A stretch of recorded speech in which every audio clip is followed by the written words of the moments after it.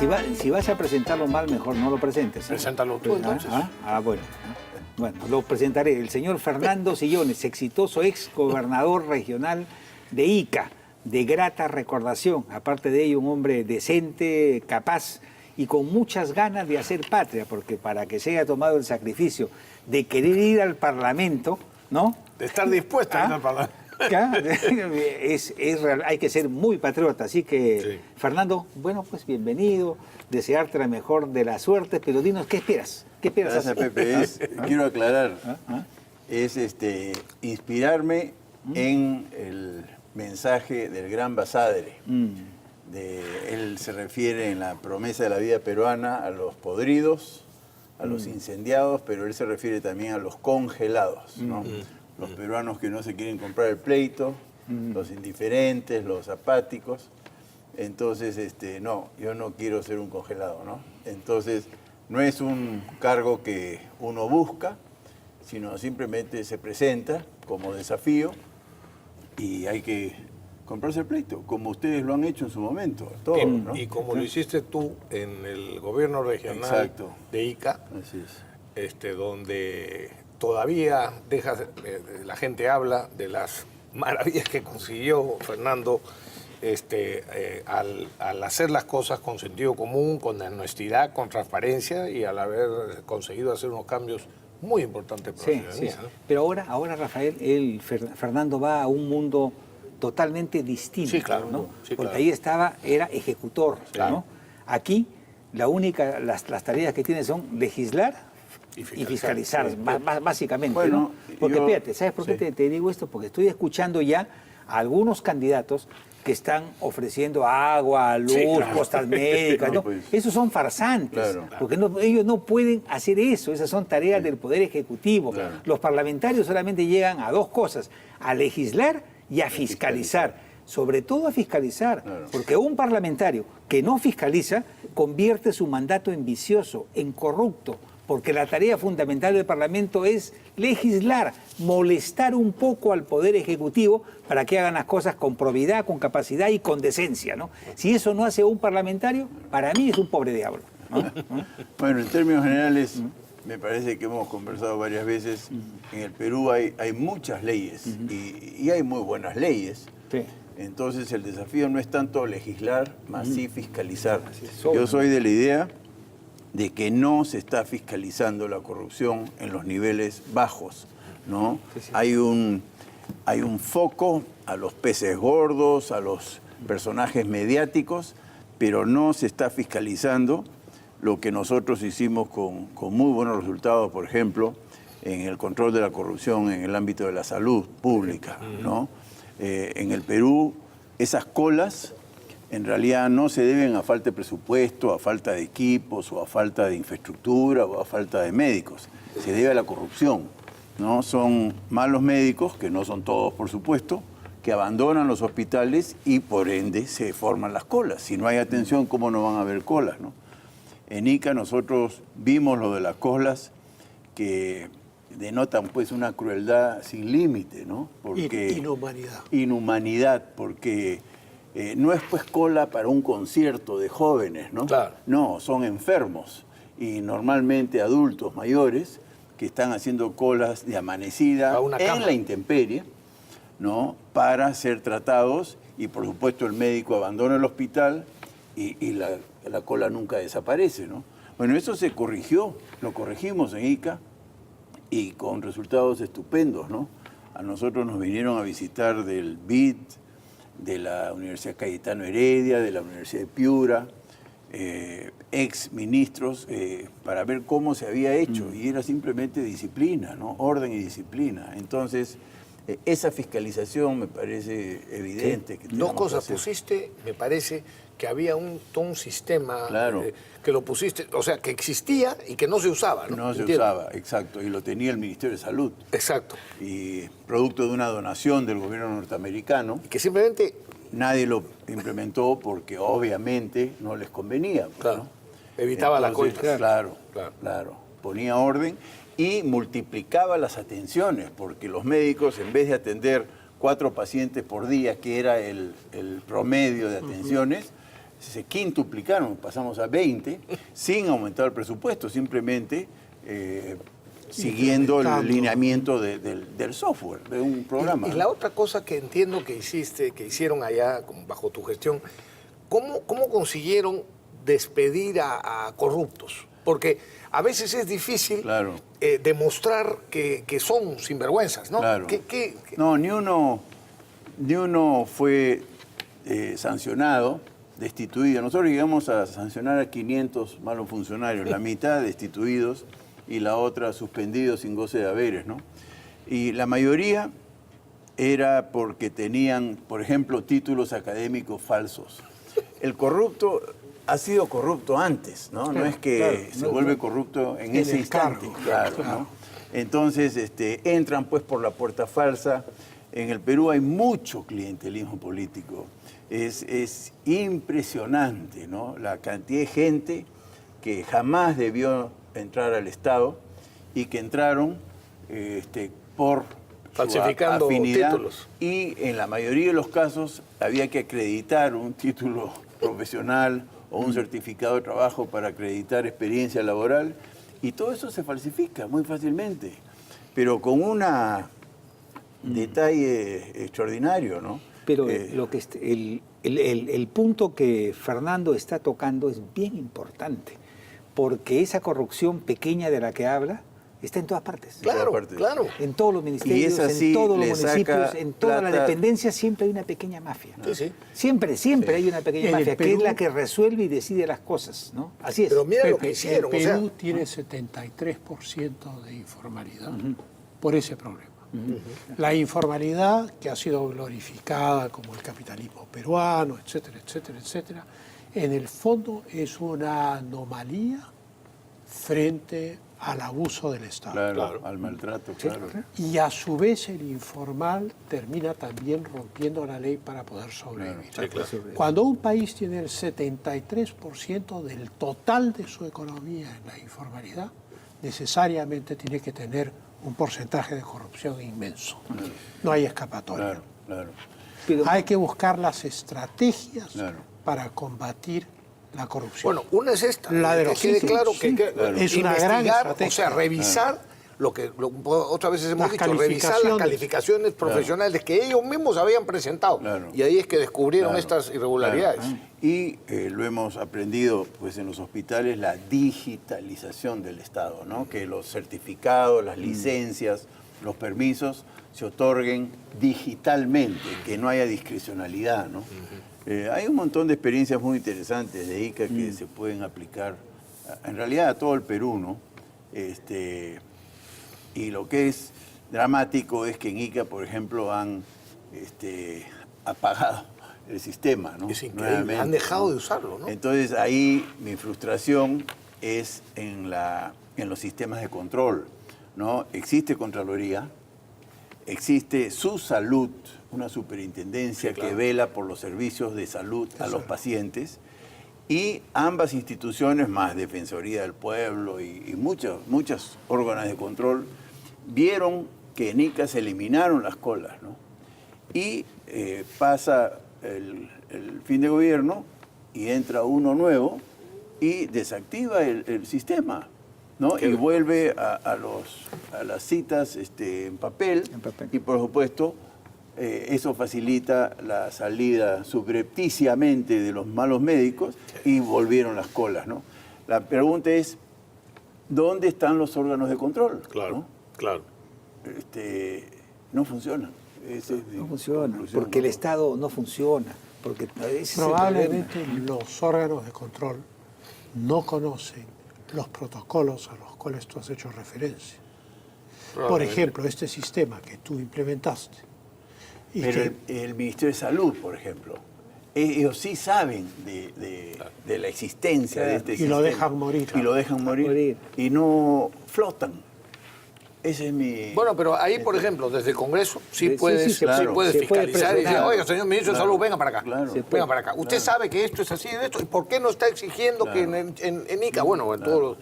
O sea, esa es la labor que hace falta hacer. Y así por el estilo, ¿no?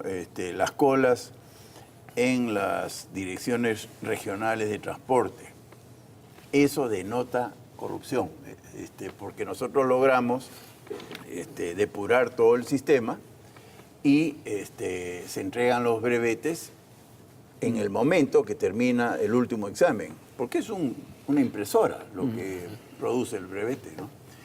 Y la otra evidencia es cuando aprueba el 100% de los que dan el examen, es evidente que ha habido corrupción, claro, porque cuando uno hace las cosas bien, más o menos es el 35% que aprueba, ¿no? Claro. Entonces es muy fácil darse cuenta quién está medrando indebidamente, ¿no? del Estado. El problema es que tenemos una burocracia muy corrompida, que han llegado a ese puesto básicamente por un favor político, ¿no? Y no hay mística, no hay responsabilidad, no hay señorío, no hay clase en el Estado. Lo que tenemos son bandas de aprovechadores y de sinvergüenzas que pasan el día y cobran su sueldo y se van para sus casas. Ese es el problema, que tenemos un Estado sin mística, sin orden, sin fe, ¿no? Sin disciplina, y donde no hay castigo. Y donde no hay castigo real. Por eso es que reinciden y reinciden y reinciden, ¿no? Por eso el órgano de control lo hace más la prensa, ¿no? En este momento estamos haciendo control, ¿no? Estamos hablando del problema. Claro. ¿No? Lo hace la prensa y yo sí creo que tenemos que empoderar a la ciudadanía, porque el ciudadano maltratado va a tener que comprarse el pleito, ¿no? Que es bien difícil, ¿no? Que un paciente denuncie a un médico, porque después de la represalia, claro, ¿no? Pero yo creo que hay que diseñar sistemas de defensoría ciudadana privados, ¿no? Que no dependan del Estado, porque el Estado se corrompe muy fácilmente. Claro, fácilmente, así es, fácilmente. Así que... Falta, por ejemplo, una ONG que haga seguimiento a la sentencia de los jueces, ¿no? Porque cada sentencia se contradice con la otra, ¿no? Es impresionante la falta de predictibilidad que hay en el país. No hay una ONG en ese sentido, por ejemplo, ¿no? Y hay muchos ciudadanos corruptos que se dedican a denunciar. Normalmente son funcionarios sancionados, ese es mi caso, ¿no? Pero es también fácil de detectar, ¿no? Porque un mismo individuo, ¿no? Que fue destituido por sustentar gastos también con facturas falsas, hay todo un mercado, hablando de otra corruptela sistemática, es comprar facturas en blanco. Entonces, el comepollo es eso. Sí, claro. Entonces llenas, me comí pollos y no existe ese restaurante, ¿no? No existe. Pero cobras al Estado, le cobras 70 soles.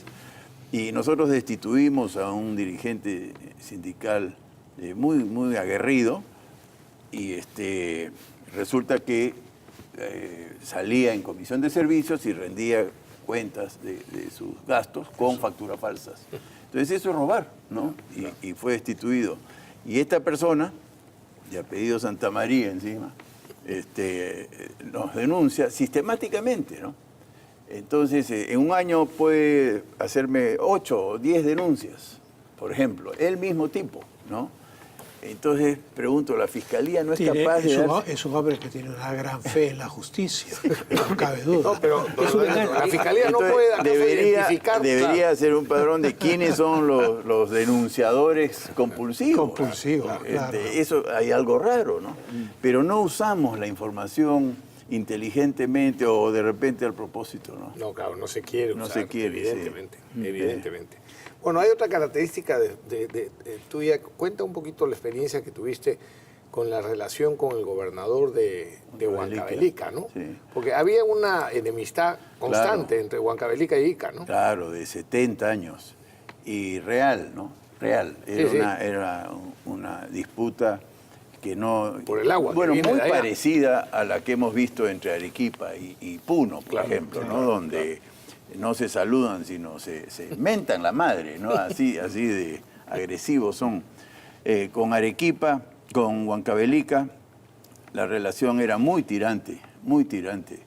Tanto que cuando yo conocí a mi par huancavelicano, hoy mi íntimo amigo Clodoaldo Álvarez, el saludo fue ni una gota, ¿no? Ni una gota. ¿Te dijo él a ti? Sí, no esperes ni una gota. De agua. Y lo dijo en Ica también, ¿no? Sin embargo, el diálogo, cuando es sincero, cuando está basado en el respeto y en el beneficio mutuo, empieza pues a fluir, ¿no? Y un poco en broma lo digo, el pisco iqueño jugó su rol importante. A los huancavelicanos les gusta mucho el pisco iqueño y además se identifican mucho con Ica. Ellos vienen a Ica con mucha frecuencia a trabajar y a comerciar, ¿no? Entonces, es un detalle lo del pisco, ¿no? Pero el diálogo con respeto es muy importante. Y no lo hay, pues, ¿no? No lo hay. Digamos, el peruano altanero, ¿no? El costero soberbio, el costeño soberbio es un enemigo, pues, ¿no? Del compatriota andino. De la sierra. ¿No? Entonces, el respetarnos y invertir en reservorios y bosques en Huancavelica, que le dé agua primero a los huancavelicanos y después, por gravedad, a los iqueños, fue muy valorado, ¿no? Estuvimos totalmente de acuerdo en compartir los directorios de los proyectos especiales con los huancavelicanos, cosa que muchos iqueños no querían. Detalles como esos, ¿no? Y, por supuesto, los derechos de agua que le corresponde a las comunidades, ¿no? Eso se formalizó. De manera que fue una muy bonita experiencia que bautizamos como la Hermandad del Agua, ¿no? Como dicen, se empieza o se deja de odiar cuando se empieza a conocer. O sea, cuando se establece confianza mutua, entonces se puede efectivamente llegar a acuerdos beneficiosos para todos, ¿no? Y yo creo que eso hay que extenderlo a todo el Perú, ¿no? Hermanar a la costa con la sierra es pues un desafío factible, ¿no? Factible y ayudaría mucho a ambas partes, ¿no? Porque el estiaje es más bravo en la sierra que en la costa. Nosotros nos quejamos de la falta de agua en Ica y todo el mundo habla de la falta de agua en el estiaje, o sea, entre junio y octubre. Pero los que hemos ido, y estoy seguro que ustedes también, a la sierra, entre junio y octubre, todo se muere, todo se seca. O sea, la sequía es mucho más brava en la sierra que en la costa. Entonces, quienes más necesitan agua en el estiaje, o sea, reservorios y bosques, es la sierra y en menor medida la costa, ¿no? Entonces, entendiendo eso, todo empieza pues a caminar, ¿no? Muy bien. Bien, bueno.